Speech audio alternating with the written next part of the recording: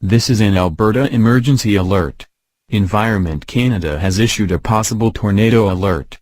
This alert is in effect for Cypress County. At 7:20 p.m. meteorologists are tracking a rotating severe thunderstorm 5 kilometers north of Elkwater moving to the southwest at 25 kilometers per hour.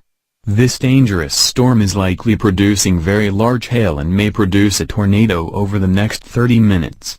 If you are in the affected area, be prepared to take shelter immediately in a basement or reinforced structure if a tornado develops. Get low and put as many walls between yourself and the storm as possible.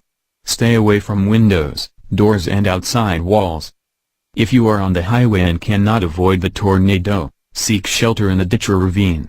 For details visit www.emergencyalert.alberta.ca or stay tuned to local media.